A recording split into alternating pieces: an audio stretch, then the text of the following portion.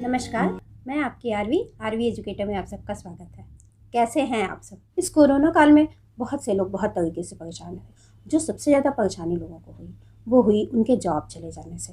अच्छा, जॉब चले जाने से क्या हुआ ना कि कुछ लोग जो लोग बचत किए हुए थे या जिनके पास गोल्ड था या जिनका घर था अपना किराया आता था, मतलब कोई और सोर्स ऑफ इनकम था, तो किसी तरह चल भी गया। लेकिन कुछ लोगों के लिए तो ये बहुत ही बुरा समय रहा। तो आज इस वीडियो में बातें करेंगे कि हम महिलाएं कैसे बचत करें, अपने हस्बैंड को या फिर अपने बच्चों को कोई भी ज़रूरत पड़े या फिर कोई भी ख़राब समय आए, कोई भी क्रूशियल टाइम आए तो हम उसका उपयोग कर सकें।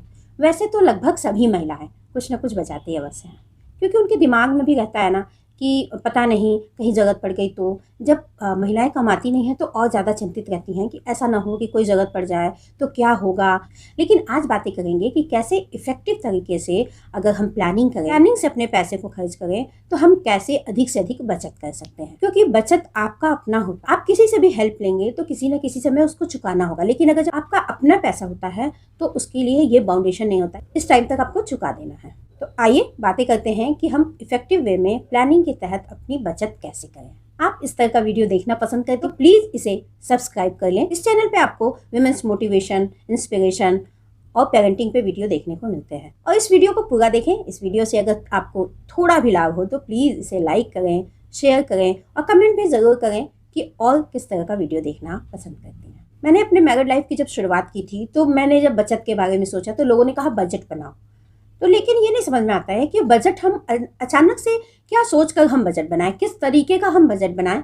तो किसी की से पूछेंगे कैसे बजट बनाएं तो वो जो भी बजट बताएंगे वो निश्चित है कि उनके अपने घर के हिसाब से होगा, उनके अपने डिज़ायर के हिसाब से होगा, उनके अपने इनकम के हिसाब से होगा। और हमारा बजट हमारे इनकम, हमारे डिज़ायर और हमारे बचत के हिसाब से होना चाहिए। किसी की कितनी भी इनकम हो, बचत तो करना ही करना है। 10 कमाएंगे तो 4 बचाएंगे, कुछ भी रेशियो तो रखना ही पड़ेगा ना। सबके अपने अपने रेशियो होते हैं। कोई 1000 भी कमा रहा है तो उसे बचत तो करनी ही चाहिए, क्योंकि बचत भविष्य की वो निधि होती है जो आपकी अपनी होती है, आपके बुरे समय का वो साथी होता है। इसलिए बहुत ज़रूरी होता है कि आप बचत करें। अच्छा, छोटी छोटी बचत भी बहुत महत्वपूर्ण होती है, इसलिए छोटी सी बचत भी आप कर सकते हो। यह बहुत ही अच्छा है आपके लिए। तो आइए इसके फर्स्ट पॉइंट पे आते हैं। तो सबसे पहले क्या करें ना कि आप महीने भर लिखें कि आपने किस चीज में कितना खर्च किया। छोटी से छोटी 2 रुपए का टॉफी भी बच्चे को दिलाया या फिर मोबाइल खरीदा, कुछ भी किया तो उसका हिसाब आपको लिखना है। एक कॉपी या डायरी में आप लिखें विधिवत। हाँ, अगर हस्बैंड आपके इन चीज़ों में रुचि नहीं लेते हैं तो उनसे बहुत इन सब के बारे में बातें मत कीजिए, और अगर रुचि लेते हैं तो ईश्वर की कृपा है। अच्छा, जब भी आप लिखने का काम करती हैं उस मंथ में आप हाथ ना थोड़ा दबा के खर्च करें कि कितने में आप मिनिमम खर्च कर सकती हैं। अब आपको देखना है, सेकंड पॉइंट है कि जब वो महीना खत्म हो जाता है आपने कितना खर्च किया जो बेवजह था। अब आप देखिए कि आपने क्या एक्स्ट्रा खर्च किया। कुछ चीज़ों को तो हम लोग अवॉइड नहीं कर सकते, लेकिन कुछ चीज़ों में हम बचत कर सकते हैं। तो देखते हैं पूरे महीने का बनाने के बाद कि किस चीज़ में हमने अधिकता की। अच्छा, छोटे छोटे खर्च भी ना हमें तो लगता है कि चलो कोई बात नहीं, लेकिन होता है। अब इसको देखने के बाद आप थर्ड पॉइंट आप बजट बनाएं। बजट में 2 तरह की चीज़ें रखें, एक एसेंशियल्स रखें और एक लग्जरी रखें। तो एसेंशियल्स में आपके खाने पीने, दवा और बच्चे की फीस, घर का रेंट, बिजली, वो सब एसेंशियल में रखें। हाँ, एसेंशियल में बचत भी रखें, ये ज़रूरी होगा। और दूसरा आप बनाइए लग्जरी का। लग्जरी में जो भी चीज़ें, जैसे मेहमान आ गए तो क्या करना है, या फिर आपको कुछ पसंद आ गया, आप घूमने गए तो आप कितना मैक्सिमम खर्च कर सकते हैं। इस प्रकार आप एक बजट बनाइए। बजट बनाने के बाद वैसे ही आपके खर्चे कुछ संतुलित हो जाएंगे। अब फोर्थ पॉइंट है कि अब आप जो महीने का सामान लेने जाते हैं तो आप तुलना करें, यह प्रोडक्ट अच्छा है या यह प्रोडक्ट कम पैसे मिल रहा है, या यही प्रोडक्ट यहाँ कम पैसे में है या वहाँ है। मैंने सारी चीज़ों की तुलना करके तब आप खर्च करें। पैसे बहुत मेहनत से आपने कमाए तो यूं ही ना जाने दें। तो देखें कि कहाँ कौन सी चीज़ सस्ती भी मिलती है, अच्छी भी मिलती है। तो उस प्रकार से अपने सामानों की लिस्ट बनाएं और उन चीज़ों को आप धीरे धीरे उनको परचेज करें। इन चीज़ों के चक्कर में ना पड़े कि ब्रांडेड ही अच्छा होता है। जो आपको सूट करता हो, जो आपके बजट में आता हो, वह आपको करना है। फोर्थ पॉइंट से आपने बचत की शुरुआत कर दी। पॉइंट में आपको बचत के लिए कुछ नियम बनाने होंगे। को जब घर के खर्च के लिए पैसे मिल गए तो आप उसको कैसे इफेक्टिवली बैलेंस करेंगी, उसको खर्च करने को, तो आप कुछ पैसे पहले से ही निकाल देंगे। जैसे मान लीजिए 10,000 रुपये आपको घर खर्च के मिले, आप अपने अंदर ये बात मान के बैठेंगी कि 7,000 में ही हमें निकालने हैं। ठीक हो सकता है 7,000 में ना निकले, लेकिन आपको ये मान के चलना है कि 7,000 में ही निकालने हैं। अब आप छोटे छोटे बैलेंस बनाइए किस चीज़ का।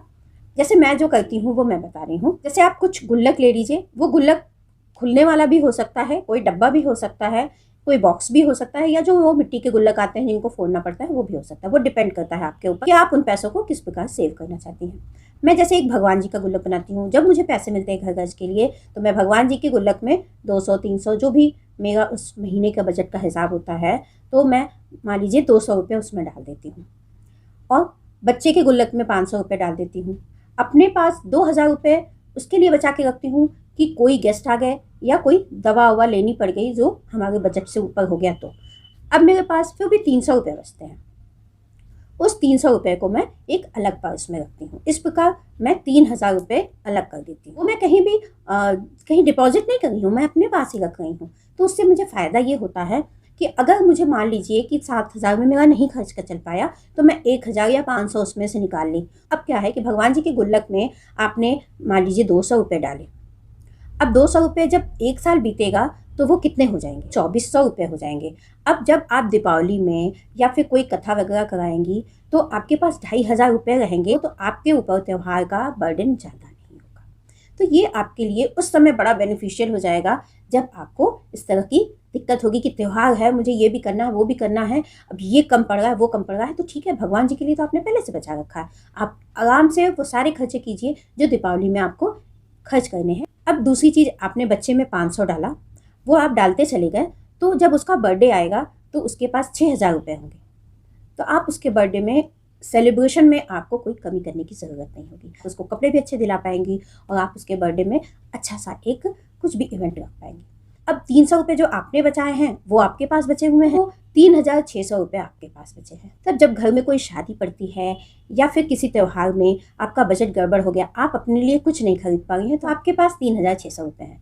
साड़ी भी खरीद लीजिए, मैचिंग बैंगल्स वगैरह सब कुछ खरीद सकती हैं। जो 2,000 रुपये और आपके बचे थे उसमें से मान लीजिए एक एक हज़ार आपका लगता ही चला गया किसी न किसी वजह से, तो आपके एक हज़ार बचे, वो 12,000 रुपये बचे। अब जब आपका साल ख़त्म हो तो आप उसको 12,000 को जैसे 10,000 कि आप FD करा दें या आप कहीं इन्वेस्ट कर दें, उसको लॉन्ग टर्म के लिए इन्वेस्ट कर दें। 2,000 अपने पास रखें, फिर इस प्रकार बचाते चले जाएँ। 3-4 साल में ही आपका सब कुछ बड़ा स्मूथली चलने लगेगा और आपको लगेगा कि ये बहुत ईजी था। नेक्स्ट पॉइंट है कि जब आप मार्केट जाएं तो सेल के चक्कर में या देखा देखी के चक्कर में या आवेश में आकर कुछ भी ना खरीदें कि अरे एक पे एक फ्री मिल रहा है। अगर एक की आपको ज़रूरत है तो एक पे एक फ्री मिल रहा है, इस चक्कर में अगर आप खरीद लेंगी तो वो ज़रूर, अगर एक 300 रुपये की कोई चीज़ है और एक पे एक फ्री में वो दे रहा है, इसका मतलब वो 150 रुपये की चीज़ है, तो जहाँ वो 150 में मिल जाए वहाँ खरीद लीजिए। या फिर बहुत ज़रूरी है तो आप किसी के साथ जाइए मार्केट, तो आप मिक्स करके खरीद लीजिए कि 2 लोग मिलके खरीद लिए। तो इस प्रकार से आप बेवजह के खर्चों से बचिए। आवेश में आके खरीद लिया, अच्छा लग रहा है इसलिए खरीद लिया, वो आपने 3,600 बचाया है ना, वो उसी के लिए बचाया है, तो उसमें आप उन खर्चों को उसमें समेटिए, ना वजह मंथली खर्च के बैलेंस को मत बिगाड़िए। नेक्स्ट पॉइंट है कि क्रेडिट कार्ड वगैरह मत यूज़ कीजिए। क्या होता है ना कि जब हमारे हाथ से पैसे नहीं निकलते हैं, हम क्रेडिट कार्ड से या ATM से खरीदारी करते हैं, तो जो हमें फील होना चाहिए कि हमने बेवजह इतना पैसा खर्च कर दिया, तो वो फील नहीं आता। उस फील को लाने के लिए ना आप कैश में मार्केटिंग कीजिए, क्योंकि आप जितना पैसा ले जाएंगी उतने ही में आपको बंध के रहना पड़ेगा। वैसे तो ऑनलाइन मार्केटिंग अच्छा है, लेकिन जिन लोगों को खर्च करने की बहुत आदत है उनके लिए नहीं अच्छा है। नेक्स्ट पॉइंट है कि आप कोशिश करें जब घर के सामान खरीदने हो, कुछ थोक में सामान खरीद लें। जैसे राशन की चीज़ें होती हैं, उनको जब आप थोक में खरीदेंगे भी कम पड़ जाता है और आपको भी सुविधा रहती है कि ये चीज़ हमारे पास है। तो मैं क्या करती हूँ, मैं 1 महीने में सफाई से संबंधित सामान या फिर साबुन वगैरह जो भी इन चीज़ों को लेती हूँ। तो क्या होता है कि आप 1 महीने का लेंगे तो आप छोटा लेंगे, लेकिन उससे मतलब आधा ही पैसा और लगाएंगे तो आपको बड़ी बोतल मिल जाएगी, वो आपके 2 महीने चल जाएंगे। इसी प्रकार से और चीज़ें हैं, आप दर्जन में खरीदिए या फिर आप मतलब थोक में थोड़ा ले लीजिए। और 1 महीने में राशन के सामान खरीदती हूँ, तो उससे क्या होता है कि राशन का सामान जिस महीने खरीदती हूँ उस महीने ज़रूर थोड़ा ज़्यादा खर्च होता है, लेकिन जिस महीने मैं क्लीनिंग का सामान खरीदती हूँ उस महीने मेरे पास कुछ पैसे बच जाते हैं, तो उन पैसों को मैं अपने पास रख लेती हूँ। नेक्स्ट पॉइंट है कि महीने का खर्च करने के बाद अगर आपके पास कुछ भी पैसे बचते हैं उनको ज़रूर रखिए। पैसे आपको बचाने पड़ेंगे। जैसे आपने सब्जी ली, 100 रुपये आप लेके गए, सब्जी आपने ली, आपको 95 रुपये की सब्जी मिली, 5 रुपये आप गुल्लक में ले आके रख दीजिए। चेंज जितने भी हैं ले आके रखते जाइए। फिर चेंज किसी दिन जो आपके पास पैसे हैं खर्च के उनसे आप एक्सचेंज कर लीजिए। मान लीजिए 300 हुए तो 300 आप अंदर रख लीजिए। इस प्रकार आपके पास बहुत होते जाएंगे। आप देखेंगे कि धीरे धीरे आप मतलब आपके पास 20-25 हज़ार रुपये हो जाएंगे साल बीतते बीतते। तो आपको फिर लगेगा कि नहीं, इतने में बहुत कुछ हो सकता है, बैंक में भी जमा हो जाएगा, बर्थडे भी बन जाएगा और मतलब और सारी चीज़ें। तो आप जब बैलेंस बना के अपने खर्च को चलाएंगे, अपने खर्च को इस प्रकार से बैलेंस करेंगी कि आप जितना ज़रूरत है वो ज़रूर करेंगे, लेकिन बेकार की चीज़ों को खर्च नहीं करेंगे। क्योंकि हमने सबने देखा कि बचत नहीं थी तो इस कोविड के समय में कितनी समस्याएं लोगों को आई। तो बचत करना तो बहुत ज़रूरी है। बचत को एक नियम बना लें कि वो तो बचत करना। अच्छा, जो बचत करें ना उसे भी ज़रूर लिखें, जिससे बाद में आप काउंट करें तो ये ना हो कि बचत में से वो निकाल के खर्च कर दिया। उसके लिए भी आपको हाथ रोकना होगा थोड़ा सा। तो आपको पैसे मिलते हैं, आप उसी समय रेंट का, दूध वाले का, अखबार वाले का, इन सब का अलग कर देंगी और तब अपने पास पैसे रखेंगी। उसमें से आप बचत का निकालेंगे तो आपके पास कम पैसे रहेंगे, तो आप खर्च भी बड़ा सोच समझ के करेंगे। तो हम लोग की आदत होती है, अगर हमारे पास 500 रुपये हैं तो हम 500 तक का सामान देखते हैं, हमारे पास 300 रुपये तो हम 300 के ही सामान में खुश हो जाते हैं। नेक्स्ट पॉइंट है कि आप इस प्रकार बचत करें कि बिजली कम खर्च करें, पानी कम खर्च करें, मोबाइल में कम डाटा यूज़ करें। इस प्रकार इन सब बचत से भी आपकी छोटी छोटी बचत है जो हमें दिखाई नहीं देती है, लेकिन वो खर्च भी आपका कम हो जाएगा, तो बचत की मात्रा आपकी बढ़ जाएगी। नेक्स्ट पॉइंट है, एक नियम बनाएं कि आपके पास क्या सामान है, उन सामान को हमेशा चेक करती रहें, अनावश्यक कोई भी सामान न खरीदें। लास्ट पॉइंट है कि महिलाएं अपना बैंक अकाउंट जरूर खोलें। हालांकि आजकल ज़्यादातर लोगों के पास बैंक अकाउंट होता है, और ये कोशिश करें कि अपनी एनिवर्सरी या बर्थडे वगैरह पे